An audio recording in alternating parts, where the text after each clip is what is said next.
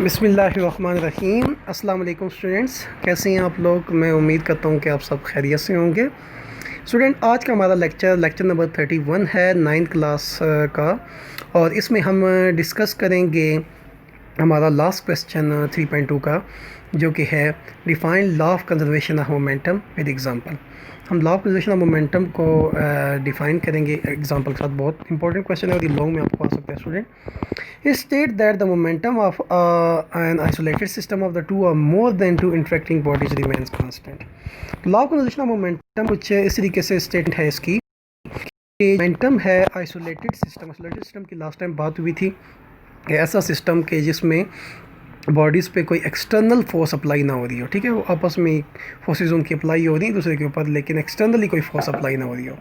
So the momentum of isolated system of the two or more than two interacting bodies, यानी कि दो bodies हैं, ठीक है, वो आपस में हम ये कहते हैं कि जी इंटरेक्ट कर रही हैं।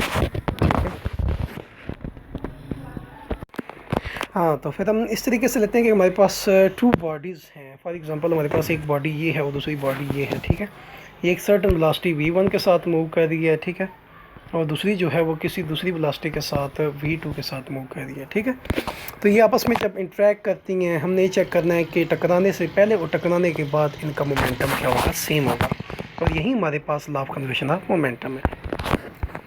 तो according to law of conservation of momentum, the total momentum of the gun and the bullet will also be zero after the gun is fired। तो ये बहुत ही सिंपल एग्जांपल है इसकी कि जब आप एक गन को फायर, बुलेट जो है वो फॉरवर्ड डायरेक्शन में जाती है और गन जो है वो बैकवर्ड रिकॉइल करती है, ठीक है। तो let M be the mass of the bullet. हम कहते हैं कि स्मॉल एम जो है ये मास ऑफ बुलेट है और कैपिटल एम जो है ये मास ऑफ गन है। इसी तरह स्मॉल वी जो है ये mass of velocity of bullet है और कैपिटल वी जो है वो वेलोसिटी ऑफ गन है, ठीक है।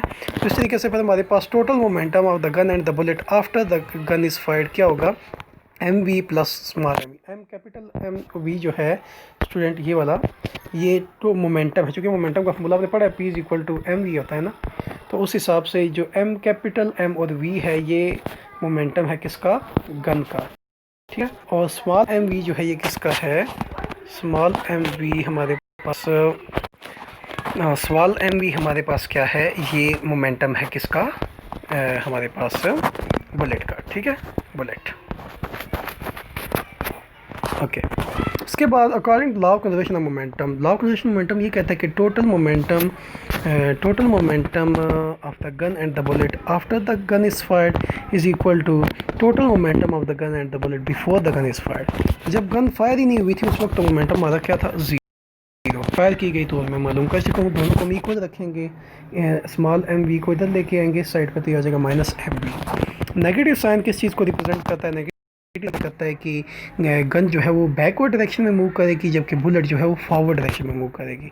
तो हमने देखा स्टूडेंट्स के is the mass of the gun is much larger than the bullet, therefore the recoil is much smaller than the velocity of the bullet. अब यहाँ पे एक बड़ी इंपॉर्टेंट बात जो मैं आपसे शेयर करना चाह रहा हूँ ये है कि कुछ लोग ये कहते हैं कि देखें गन इतनी तेज़ी से आगे मूव कर रही है और जो बुलेट है वो कितनी कम स्पीड से बैकवर्ड आ रही है। तो इसके पीछे रीज़न क्या है, इसके पीछे रीज़न है स्टूडेंट्स इनर्शिया।